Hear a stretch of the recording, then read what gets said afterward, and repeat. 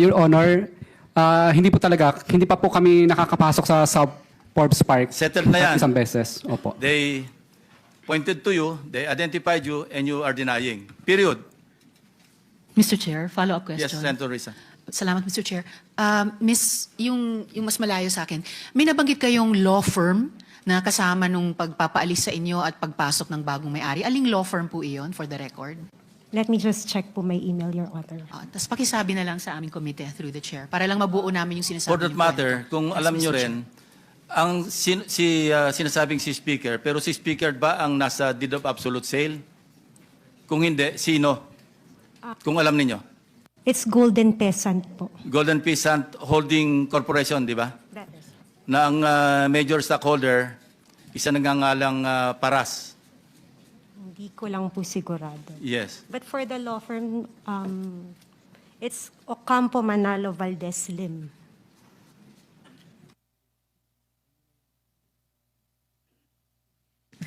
Salamat po, Mr. Chair. Una, a point of information lang.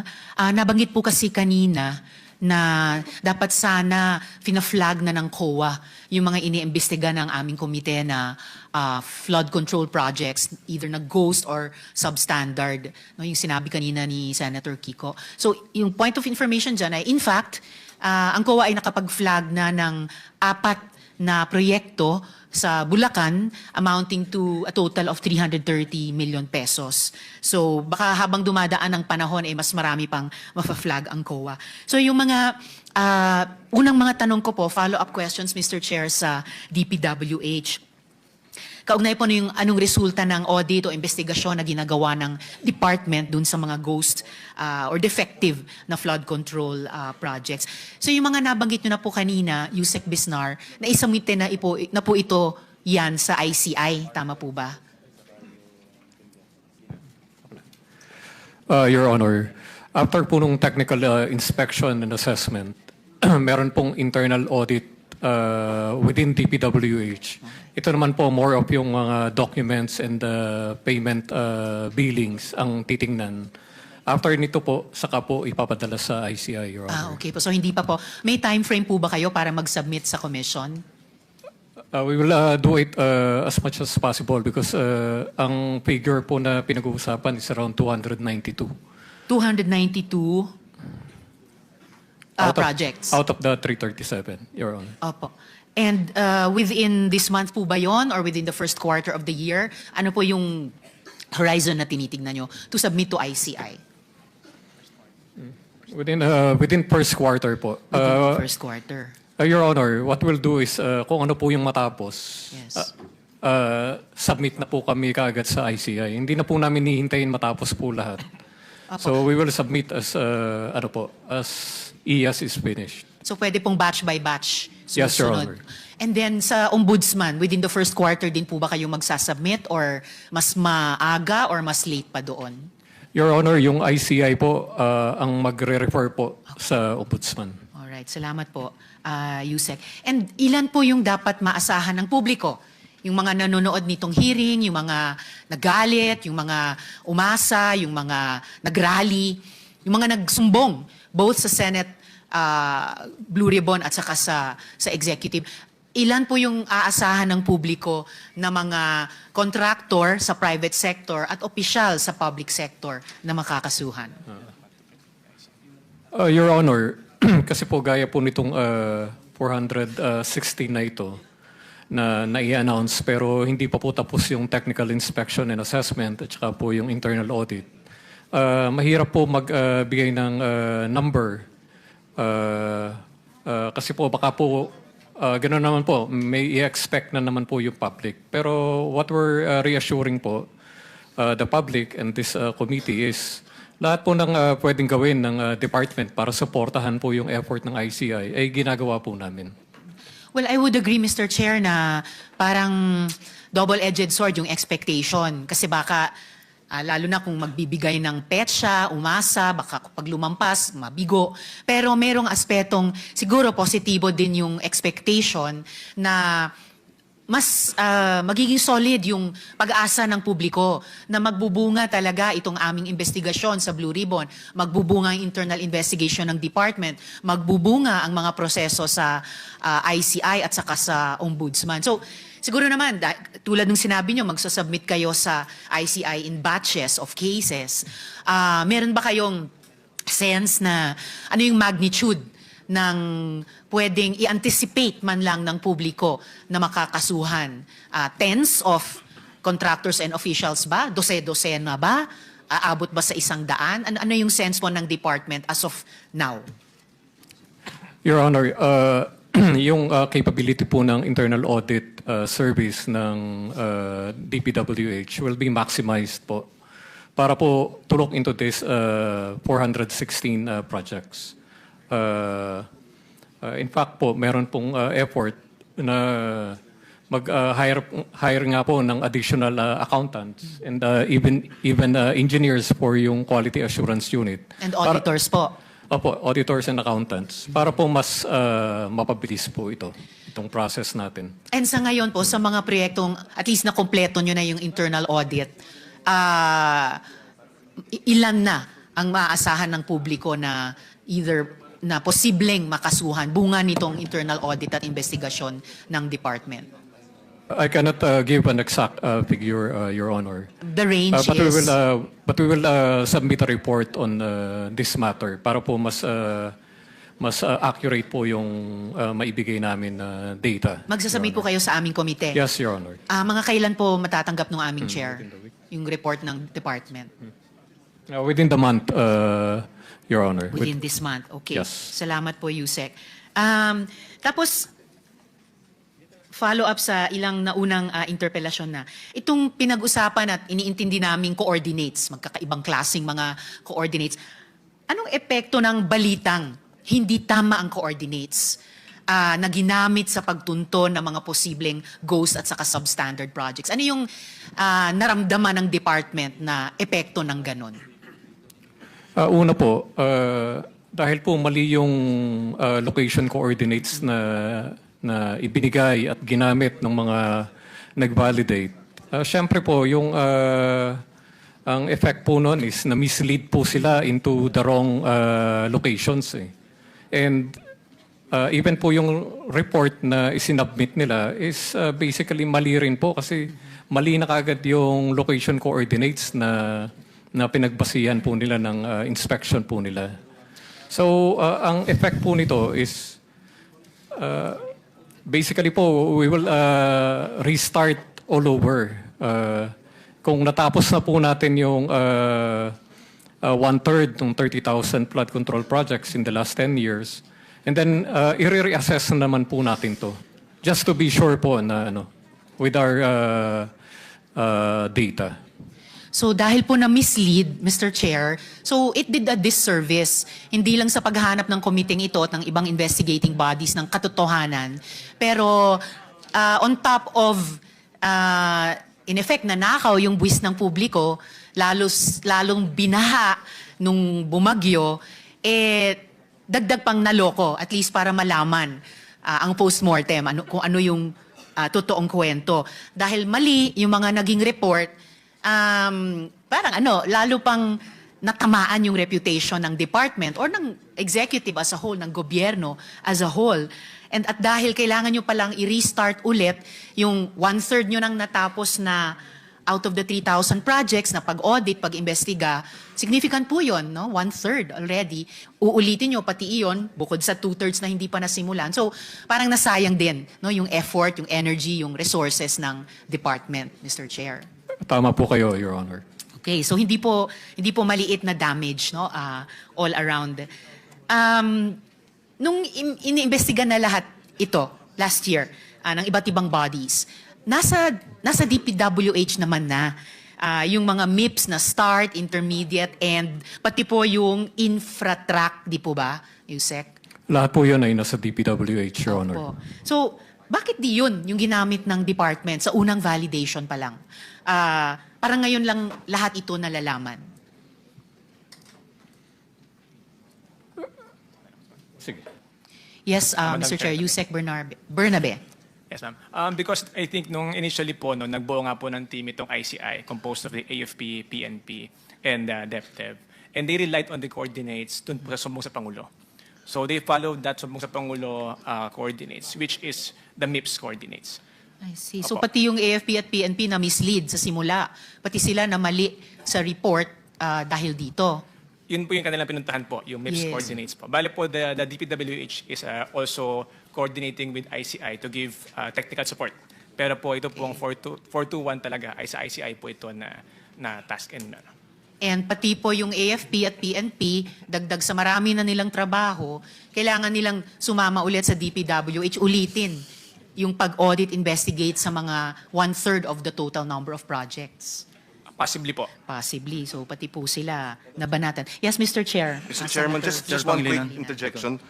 During the hearing of the Committee on Justice of the Senate, the ICI, the chairperson, as well as secretaries, Babes, mentioned that there were 400 plus ghost projects. So you're saying that the ICI was also misled based on the wrong information? Mr. Chair, yun po. The coordinates they used was the MIPS. So that now we have to revalidate using also the coordinates of the infratrack to ensure that indeed if it is ghost or it is in a different location, Mr. Chair. Which black eye ang nangyari pati sa ICI bilang investigative body dahil mali ang mga coordinates na ginamit at sinasabing 400 ang ghost project na muka hindi pala tama at ngayon muli ninyong binubusisi. That is correct, Mr. Chair. Salamat, Senator Kiko. So talagang, and of course, kung ganyang karami o lahat halos ng mga investigating bodies ay minimislead, malamang ibig sabihin may pinagtatakpan talaga, no? Sa buong proseso ito. I really, Mr. Chair, I really can't help feeling na may hindi nag-a-add up. Kaya katulad ni Senator Kiko, yung ni-raise nilang intervention in the earlier round, sang-ayon talaga ako na dapat bahagi ng usaping ito yung pagtingin, di lang sa ghost projects, pati sa mga substandard na projects na dun may corruption din na probably nangyari. So, follow-up ko naman po sa Department of Justice. So, will it, Yusek Mark, okay. So, I'll continue to ask the questions of the department kay ating Prosecutor General Fadulyon. Ano naman pong epekto nitong issue din, yung sa coordinates, sa mga kasong isasampa dun sa mga suspected na corrupt? Well, sa ngayon po, Mr. Chair, as far as the cases that we have already and we are conducting investigations, hindi naman po siya maapektuhan, no? Pero in a way, it would have made things a bit faster. Kasi ang mangyayari ho niyan, ito hong mga cases na inimbestigahan ng department is the product of the work of law enforcement pertaining to the NBI. So sila po yung talagang pumunta dun sa site at chinek at binalidate isa-isa kung talaga pong ghost projects ito o hindi. But I guess with the data and information coming from the DPWH, which would be more accurate, then it would facilitate and make the investigations and the gathering of evidence faster. Pero sa ngayon po naman, based on the cases that were referred to us by the NBI, gumagalaw siya kasi hindi naman po siya dependent doon sa data na nakala po doon, yung binabanggit po ngayon ng DPWH. So, para hindi rin ma-mislead pati yung NBI, and yung kasasabi nyo lang po, PG Fadulyon, assurance na may bahaging investigasyon led by the DOJ na hindi mamimislead nitong mga corrections na kailangan nating gawin sa mga datos na basehan ng mas technical siguro na investigasyon at auditing na pinamumunuan naman ng DPWH. Yes, Mr. Chair, Madam Senator. Kasi po ang mangyayari ngayon yan is yung binabanggit nga po ng DPWH, the submissions that they have of whatever data they gather is brought to the ICI. And then any investigation that the ICI sees is needed or may be conducted is referred to the Office of the Ombudsman. the Department of Justice po, gumagalaw po siya ng sarili niya. In coordination, we still coordinate with the ICI and with the Office of the Ombudsman. Pero ito po mga kaso na ginagawa po natin at iniimbestigahan po natin, ay batay po sa pagsusuri na ginagawa ng NBI upon the directive of the DOJ po. So in a way po, dalawang parallel Yes. na fact-finding or investigation or auditing. Opo, at dagdag ko na lang po na syempre kung ano po yung naimbestigahan namin since kino-coordinate namin sa ICI at sa DPWH, nakakabawas na po yun dun sa datos na kailangan pa nating ituring na ghost projects kasi at least ito po ay may mga kaso na pong gumagalaw. Okay, salamat po, PG Fadulion. Again, that's reassuring para marinig ng ating publiko na kahit minsan parang one step backward or may pag-uulit, may pag-retrace ng steps na kailangan mangyari, meron din namang 1 or 2 steps forward. And yung pong timetable ng NBI at saka ng DOJ ba, medyo kapacing nung sa DPWH, ICI, Ombudsman na within some makukumpleto na by the end of this month or some or most or all within the first quarter? Meron na rin po ba kayong parang first batch na mga cases na medyo mahihinog na at magbubunga na ng some kind of resolution para sa ating publiko? Mr. Chair, for the information of the body, as mentioned by the Secretary po, we already referred 2 cases to the Office of the Ombudsman which have been filed with the Sandigan Bayan.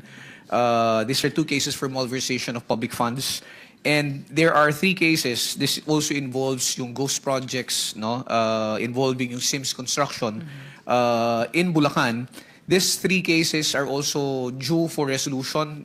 The resolution will be out anytime within the week po. No? So there are a total of 5 cases. At the same time, there are 6 cases in different stages na kung saan patapos na po yung preliminary investigation, yung iba naman po ay ongoing. Pero we hope to be able to finish them well before the end of the month. And we have 3 new cases which were sent back to us. Ito po yung referred din naman ng Department for Plunder to the Office of the Ombudsman. This was returned to us last week. And within the week, the subpoenas for these cases para dun sa preliminary, pag-usad ng preliminary investigation ay may lalabas na po itong linggo na to.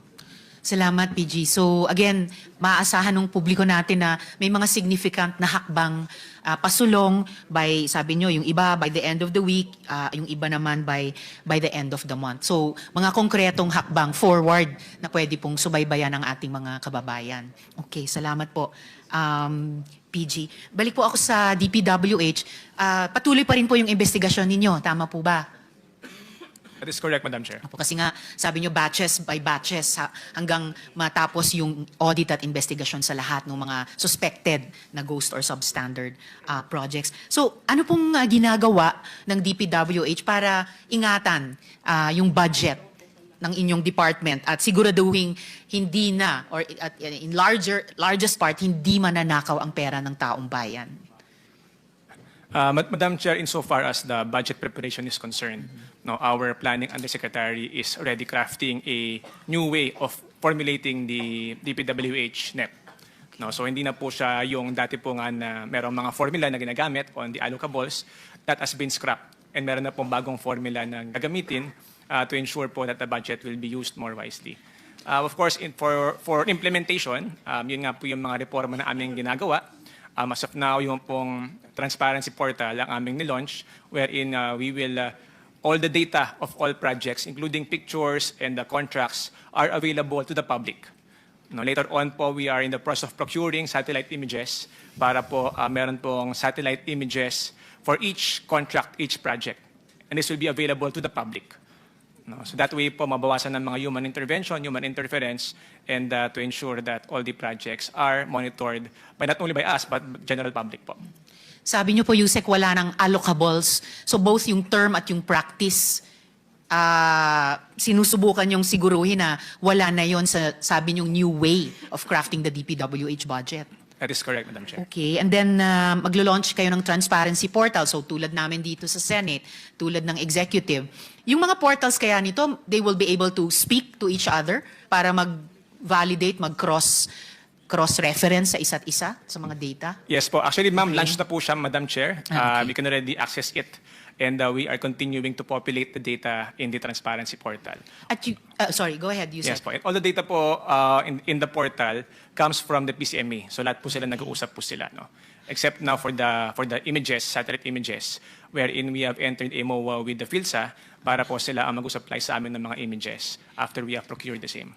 And yung satellite images na yon, may kasama na silang coordinates, whichever Yes. kind of coordinates. Pero talagang kung ano yung coordinates, kahit sinong mamamayan, pwedeng mahanap dun talaga sa eksaktong longitude at latitude na yan. Kasi kahit sabihin, actually, the project was 1 point something kilometers away. Hindi yun lang. Malayo-layo ang 1 point something kilometer. Hindi po yan meter or di po ba? Kilometer rin po yan. So, but yung satellite images, kasama na yung actual na coordinates. That is correct, Madam Chair. Okay po.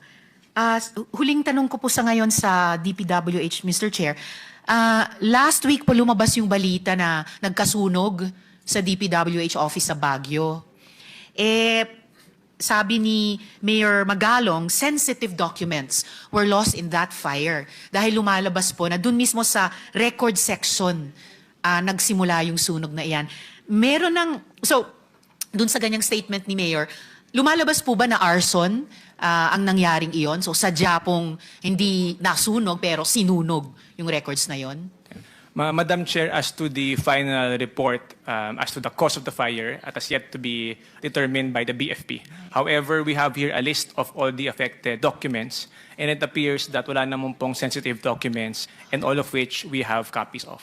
Okay, so mali ba si Mayor Magalong? Dahil sinabi nilang sensitive documents ang nawala. Na-reassure nyo na ba sila na those are not sensitive at may kopya po kayo?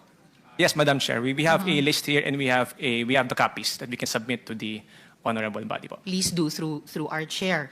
At may investigation po bang underway din ang department para matukoy either kung sino ang nagsunog sa opisina or at least paanong nasunog yung opisinang yun? Yes, Madam Chair, we have sent a team the past week nung nangyari po yung incident, and they are working closely with the BFP to determine the cause of the fire, Madam Chair. May initial na po bang lumalabas na possible causes of that fire? Wala pa po, Madam Chair. Wala pa rin. Di ba last year may nasunog na rin na isa pang DPWH office? Hindi ako nagkakamali doon sa Quezon City. Yes dito po, sa yun Metro po yung Manila. So, Bureau of Research and Standards. yes Madam po, Chair. so bakit hindi po tayo mas nag-ingat pagkatapos? Kasi sa halip na mapigilang maulit ang isang Quezon City DPWH, naulit pa nga, DPWH Baguio naman. And these are two areas na lumalabas dito sa Blue Ribbon investigation namin, Mr. Chair. Yes, Madam Chair, kaya po patuloy po ang aming investigasyon to find out po ang actual cause. We don't want to speculate as of the moment, but at least po we can assure everyone that all the documents are accounted for and there are no sensitive documents that are affected. In fact, puro po itong mga lumang dokumento po. I can appreciate that po, Mr. Chair, pero of course hindi natin masisi yung publiko na mag-speculate nga. May mga precautionary measures ba na ginagawa ang department para wala nang sumunod pa na mga misteryosong pagsunog ng mga DPWH office, lalo na sa mga area na sumasailalim na sa magnifying glass ng Blue Ribbon at ng ibang investigating bodies? Well, Madam Chair, as of the moment po, at the very least when we came in, yun nga po, lahat po ng documents, we require them to be scanned and to have copies of. No? Of course, ito pong sunog, supposedly meron naman po tayong mga standards to avoid fire. However, of course, hindi po namin maiwasan kung meron nga po mga ganitong insidente. So ang mga gawa lang po namin is to secure the documents, ensure that we have copies, and that all are accounted for in the event that meron pong ganitong mga mangyayari insidente. Okay, salamat po, Mr. Chair. Of course, never naman na walang magagawa ang department para maiwasan o mapigilan ito. So I hope that the department will continue to be proactive, preserve the records kasi hindi lang siya of public value at ordinary times, pero lalo na ngayon na talagang bunga nung sumabog na issue ng flood control and other projects, scandals na di pa nga tayong lahat tapos na mag-imbestiga. Gusto nating ibalik yung tiwala ng publiko sa kami, concerned kami sa legislature, and I'm presuming kayo sa executive. So sana you will continue to think of and implement more preventive measures to preserve these records. I just have 1.5 minutes left, Mr. Chair. So siguro at least one question sa DOJ, maybe kay PG Fadulion. So kasi kanina po, sir, pinag-uusapan natin yung mga parallel investigations na hopefully nagko-complement sa isa't isa at napipigilan na kung may delay man or may reversal on one track, at least tuloy-tuloy yung isa pa. So, kumbaga, nagtutulungan. So, ano pong koordinasyon meron ang DOJ sa DPWH din, sa ICI, sa Office of the Ombudsman para siguruhin coherent po yung mga investigasyon ninyo at yung buong investigasyon ng executive at yung talagang dapat na masingil ang accountability, sila po'y talagang masisingil. Okay, Mr. Chair, insofar as yung coordination po, no, we have a task force which addresses particularly itong sa flood control, which I head, no, together with other prosecutors in the department. And in this, in the deliberations that we have, involved po lagi ang ICI. We always inform them about the meeting so that they are apprised also of any cases that we are investigating, of any cases that we are filing. Now, if there are certain things that we need also naman, let's say documentary evidence that we need from the DPWH, we go straight to the DPWH as they have representatives who constantly attend the meetings.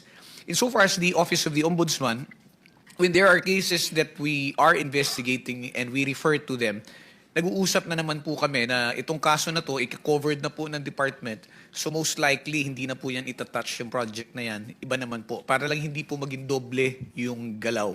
And then, if for example, if there is, if it is discovered later on that there are certain overlaps, we sit down and talk about it just to make sure that there will be no confusion pagdating ho doon sa resolution na magkakaroon po ng conflict din naman. Kasi nauna na nga po yung, let's say, nauna na yung ombudsman or nauna na ang DOJ. And this extends all the way up to the prosecution. Kasi even in the prosecution of cases, the Department of Justice may be deputized by the Office of the Ombudsman to handle the cases.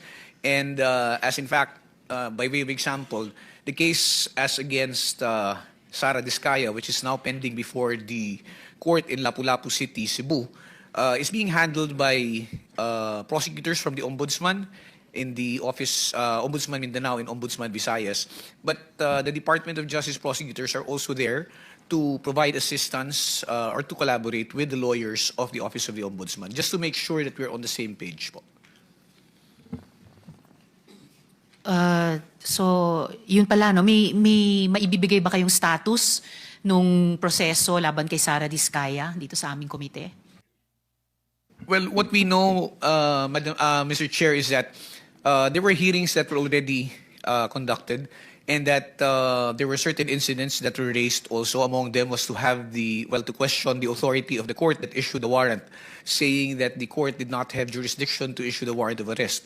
But I think that was also addressed considering the fact that the transfer of the case, well, the case was initially filed in Davao, but because of the creation of the Supreme Court of Anti-Corruption Courts, no, designating Lapu-Lapu City and Dumaguete, doon kaya po nailipat doon. So I think that issue was also resolved.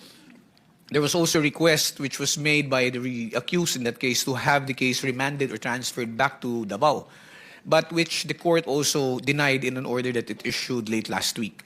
So sa ngayon po, hindi pa lang po namin, pinababantayan po namin ngayon dun sa prosecutors namin na makipag-coordinate po dun sa ombudsman prosecutors para sa mga susunod na hakbang na mangyayari, kung kailan po matutuloy yung arraignment and how the other incidents are being resolved po. And correct me if I'm wrong, PG, Ms. Diskaya actually surrendered, ano po? Even before the warrant was issued, tama po ba yan? That is correct po, ma'am. I don't think surrender would be the correct term, but she submitted herself to the jurisdiction of to the NBI for her own protection. And then when yung warrants of arrest lumabas na po, doon na po isinerve sa kanya at yun po ang naging dahilan kung bakit siya nadala sa Cebu City, sa Lapu-Lapu po. I stand corrected. Salamat para doon sa correction. You mentioned, sir, for her own protection. Anong ibig niyong sabihin doon? Well, yun po ang binigay na dahilan kasi tinatanong po namin yung NBI noon, what is she surrendering for when there were no cases yet? No? So, I think yun yung binigay na dahilan sa amin for parang protective custody Okay, so hindi mo naman pwedeng tanggihan po kung humihingi ng protective custody yung tao. Kaya lang po, no, dumating na sa punto na ilalabas na nga po yung, o lumabas na nga po yung warrant, wala rin naman pong gawa ang ating mga taga-NBI kung hindi ipatupad yung warrant at iserve sa kanya.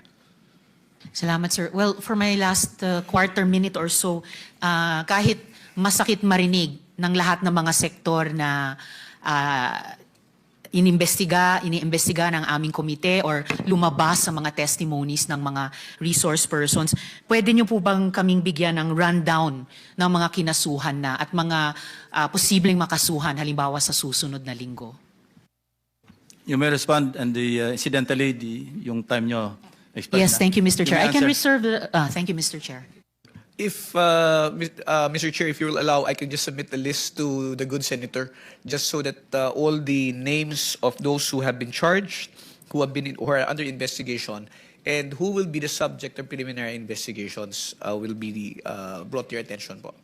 Please do so to our chair for the whole committee. Salamat po, PG. Yes. Salamat, Mr. Chairman. Thank you, Senator Risa. The next in line is Senator Dante Marcoleta. Gangster, you know, we do that better than anybody. I bet you got it twisted, you don't know who to trust. So many player hating niggas trying to sound like us.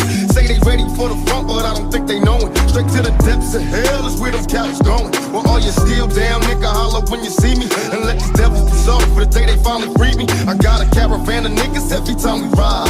Hitting motherfuckers up when we pass by. Until I die, live the life of a boss player. Cause even when I'm high, fuck with me and get crossed later. The